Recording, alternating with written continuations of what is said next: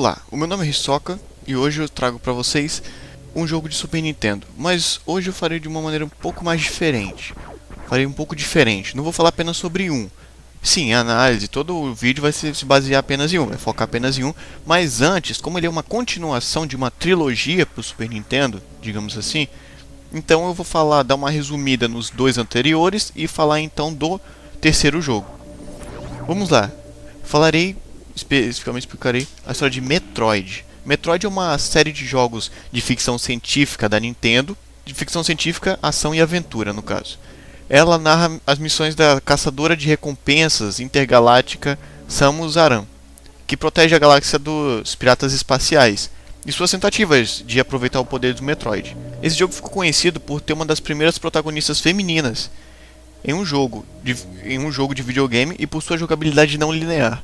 Metroid combina a plataforma de Super Mario e os aspectos de exploração de The Legend of Zelda e tudo mais, com uma atmosfera mais escura.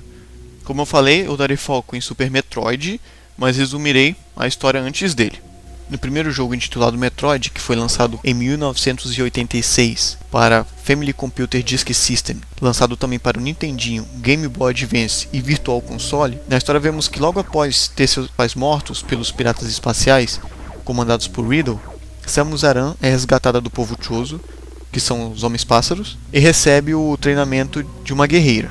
Quando ganha sua Power Switch, Samus se torna uma caçadora de recompensas. Ela é mandada ao planeta Zebes para destruir a base dos piratas espaciais e interromper a clonagem de Metroid, que seria uma arma biológica. Logo depois temos, em 91, Metroid 2, Return of Samus, para Game Boy e Virtual Console.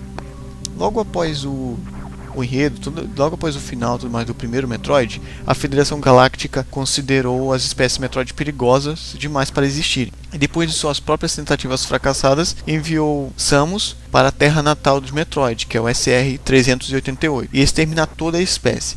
Depois de matar todos os Metroids, entre eles o Alpha, o Gamma, o Zeta e o Ômega, e a Rainha Metroid, Samus encontra um ovo não eclodido por trás da câmara da Rainha Metroid. Antes de destruir o ovo eclode e ao ver Samus acredita que ela é sua mãe. Depois ele ajuda a escapar de volta para sua nave e Samus entrega o bebezinho lá, Metroid, para pesquisa, para ser estudado. Chegando agora em Super Metroid.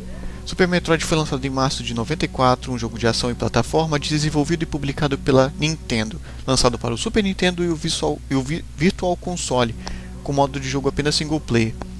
Logo após Samus ter encontrado o ovo que eclodiu e a Lava Metroid pensando que ela é sua mãe, ela leva essa Lava Metroid até o laboratório da colônia espacial e lá os cientistas verificam que tem muito potencial no poder dele. Então ela deixa a colônia espacial e logo depois ela recebe um pedido de socorro. Ela retorna à base espacial onde encontra os cientistas mortos e a Lava Metroid havia sido roubada por Riddle. Então ela o enfrenta, depois Riddle foge e ela o segue até o planeta Zebes novamente. E lá ela procura pela Lava Metroid. Após isso, ela tem que derrotar os 4 chefões piratas espaciais, incluindo o Riddle, até chegar em Mother Brain e tudo mais e tentar recuperar Metroid. Como termina normalmente os jogos, principalmente esse, eu não vou dizer, porque eu espero realmente que vocês joguem. Novas armas foram introduzidas à série Metroid, em Super Metroid, incluindo o feixe gancho, usado para prender um feixe de laser em pontos determinados para poder acessar novos locais. O jogo é o primeiro da série a deixar Samus disparar em todas as direções, enquanto se move, e é um dos primeiros jogos de mundo aberto, ou pelo menos o que viria a ser, futuramente um mundo aberto, a oferecer ao jogador uma unidade de mapeamento, com contornos de quartos, localizações de salas importantes e pontos para itens especiais. No jogo você não precisa seguir sempre uma evolução linear, e por não ser tão linear, você pode improvisar. Por exemplo, onde você poderia alcançar com um feixe gancho, você pode chegar pulando após conseguir um pulo duplo, ou fazer correr e usar uma espécie de super voo, digamos assim, ou então um super pulo para atravessar o cenário. Sem falar que você consegue usar algumas habilidades como essa de Samus, mas normalmente você não faz antes, você só faz após ver alguma criatura do planeta fazendo. Então desde o início você consegue fazer aquele movimento, mas você não tem ideia do que sabe. de que consegue. E quando você vê alguma criatura fazendo, você aí sim passa a ter noção de que consegue fazer aquilo. Contudo, não é mostrado como você faz, você tem que descobrir. A partir de 2011, a série Metroid, no seu total, ficou composta por 11 jogos, com lançamentos em cada tipo de console portátil ou caseiro da Nintendo, exceto o Nintendo 64, Game Boy Color e Virtual Boy. Além de ser uma das franquias mais bem-sucedidas financeiramente da Nintendo, com mais de 17,44 milhões de jogos vendidos, isso contando até 2012, até setembro de 2012. Ele também é uma das séries mais aclamadas da empresa, com uma pontuação média de 85% em todos os 11 jogos. Há também o Metroid Prime Pinball, uma versão, lógico, como o próprio nome já diz, uma versão pinball de Metroid Prime, seguindo o mesmo enredo e tem elementos de jogabilidade semelhantes. No entanto, é apenas apresentado através de um minigame, de pinball, e não uma aventura em primeira pessoa em si. Bom, antes de continuar, é importante avisar que meu japonês não é lá essas coisas, então se eu disser algum nome errado aqui, pronunciar algum nome errado, eu peço que me desculpem. Bem, Super Metroid foi desenvolvido pela Nintendo com uma equipe de 15 pessoas, comandadas por Gunpei Yokoi. O jogo foi dirigido e escrito por Yoshio Sakamoto e produzido por Makoto Kano, com música composta por Kenji Yamamoto e Minako Amano. O jogo, que foi lançado quase uma década após o jogo original do Metroid, teve metade de um ano para obter aprovação para a ideia inicial, e o desenvolvimento real do jogo levou mais 2 anos para ser concluído. Sakamoto disse, mais ou menos assim: nós queríamos esperar o quanto fosse necessário até sair um verdadeiro jogo de ação, e também para preparar o terreno para o reaparecimento de Samus Aran. Super Metroid foi recebido com aclamação da crítica, recebendo uma pontuação média de 95,50%. Quando o jogo foi lançado no Japão, alguns profissionais da área de algumas revistas observaram que ele foi lançado no lugar errado e na hora errada, lutando contra jogos mais comercialmente populares como Donkey Kong em 94, juntamente com o lançamento dos consoles PlayStation e Sega Saturno. Super Metroid vendeu muito pouco no Japão, porém com um marketing forte da Nintendo. Super Metroid vendeu melhor na América do Norte e na Europa. No entanto, pelo fato de Metroid não ter alcançado o mesmo sucesso que as franquias Mario e The Legend of Zelda, a Nintendo não fez outro jogo Metroid até 8 anos depois, com o lançamento de Metroid Prime para o GameCube e Metroid Fusion para o Game Boy Advance em 2002. Na parte da música, é usada músicas de 16 bits a partir dos jogos anteriores, e são bem encaixadas nas áreas, dando em certos momentos uma tensão, um certo suspense, e em outras acompanha muito bem a ação. Algumas áreas já visitadas em jogos anteriores reaparecem,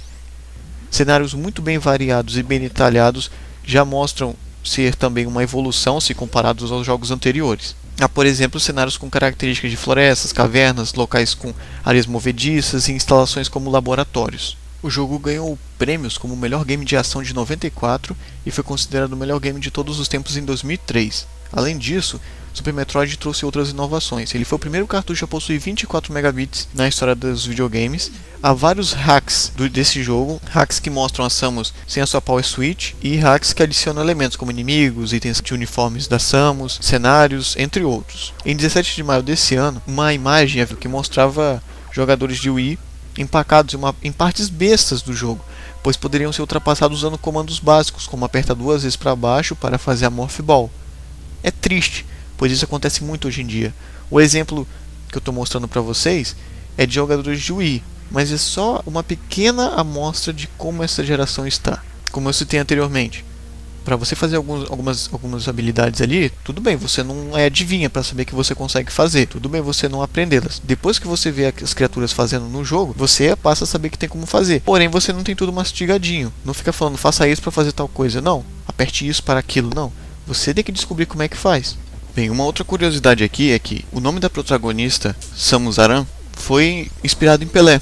A revista japonesa Nintendo Dream entrevistou os desenvolvedores da Nintendo, Hiroshi Kiyotaki e Yoshio Sakamoto, e ambos revelaram as inspirações para alguns dos nomes meio exóticos que estão presentes na franquia. Bom, talvez seja por isso que a Samus seja loira, né?